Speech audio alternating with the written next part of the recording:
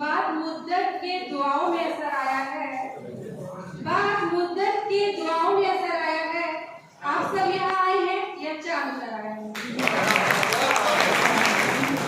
जय हमारे खातिन हज़रात और मेरे मौजूद दोस्तों, मैं डॉक्टर नीति गौहर, प्रवक्ता शिक्षा शास्त्र, आवश्यकता आधारित उर्दू शिक्षक क्षमता संबंधित प्रशिक्षण में आप सभी उस्तादों का और उस्तादों के उस्तादों का खैर मक़दम करती हूँ, इस्तकबाल करती हूँ। और आप सभी उर्दू भाषा के, उर्दू जुबान के शिक्षक हैं, तो आप सभी के लिए सर्वप्रथम मैं ये दो पंक्तियाँ कहूँगी कि उर्दू जिसे आती है तहजीब का चश्मा है,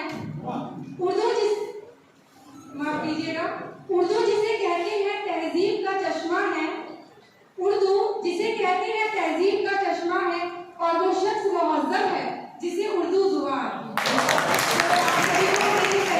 बहुत बहुत क्या बोलना चाहिए, मतलब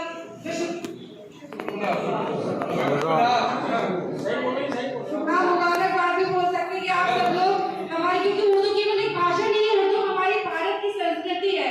अगर आप चार्टर एक्ट भी पढ़ेंगे, पाश्चात्य विवाद हुआ था लॉर्ड मैकॉले के टाइम का, तो उसमें भी भारतीय भाषाओं में उर्दू को रखा गया था। तो जो लोग उर्दू का विरोध करते हैं, तो मैं उनसे बहुत ही रिक्वेस्ट से कहूँगी कि उर्दू हमारी माँ, देखिए अपने तो उत्तर प्रदेश की सेकंड भाषा भी उर्दू है, और उर्दू हमारी मौसी है। मौसी की तरह ये ना, हिंदी और उर्दू का जन्म साथ साथ हुआ, खड़ी बोली से। अभी सबने भी मुझे बताया, हमारे मास्टर ट्रेनर जनाब ने, आज मुझे जितनी उर्दू आती है मैं सारी बहुत ही तहजीब की भाषा है, बहुत ही मीठी भाषा है, और अभी हमारे संचालक महोदय ने भी कहा आशिकों की भाषा है। तो ये बहुत ही प्रेम की भाषा है, तो इससे नफरत ना करें, मोहब्बत करें।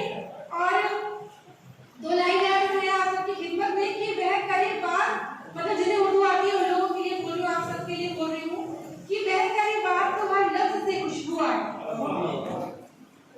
आप सबकी तवज्जो चाहूंगी कि वह करे बात तो हर लफ्ज से खुशबू आए, और ऐसी बोली वही बोले जिसे उर्दू आए। अपनी मास्टर ट्रेनर और मेरी ये बहुत ही बोल सकते हैं मेरी बहुत सहेली है, जिन्होंने मुझे मौका दिया, इस प्रशिक्षण में आमंत्रित किया, तो मैं बहुत बहुत शुक्रिया। और आप सभी उर्दू के शिक्षकों से मुझे काफी मिला, तो मैं बहुत अपने आप को ब्लेस्ड फील कर रही हूँ। और उर्दू भाषा, क्योंकि मैं पढ़ाती हूँ शिक्षा शास्त्र, अगर उर्दू के बारे में पढ़े, मैंने बहुत डीप, थोड़ा बहुत पढ़ा, बहुत डीपली तो नहीं, लेकिन जितना शिक्षा शास्त्र में उतना पढ़ा है, तो उर्दू भाषा में बहुत अच्छी अच्छी, और जो उर्दू के हमारे महान लोग हुए, महान व्यक्तित्व हुए हैं, उनकी बातों को मैं पढ़ती हूँ, मुझे बहुत अच्छा लगता है, जीवन को उतारने का प्रयास करती हूँ एज ए टीचर। तो मोहम्मद साहब जी ने भी कहा है, कितनी अच्छी बात कही उन्होंने, उर्दू में कही कि दान में सोना देने की अपेक्षा अपने बच्चों को शिक्षा देना श्रेष्ठ है। बताया है, ज्ञान को अमृत बताया, और प्रत्येक बच्चे को ज्ञानार्जन करने की इच्छा व्यक्त की है। और मैंने उर्दू में ही पढ़ा है कि शहीदों की खून से भी ज्यादा अगर पवित्र कोई चीज है तो वो कलम की स्याही है। तो इतनी अच्छी अच्छी बातें हमारी उर्दू में और मूलकालीन शिक्षा व्यवस्था में कही गई है। और अभी आप सभी लोग FLN सब पढ़ रहे हैं, उसका प्रशिक्षण भी आपने ग्रहण किया होगा। तो FLN में कोई नई चीज नहीं है, बिल्कुल नई चीज नहीं है, क्योंकि मैंने मुगलकालीन शिक्षा व्यवस्था पढ़ाई है, आप सबने भी पढ़ी होगी।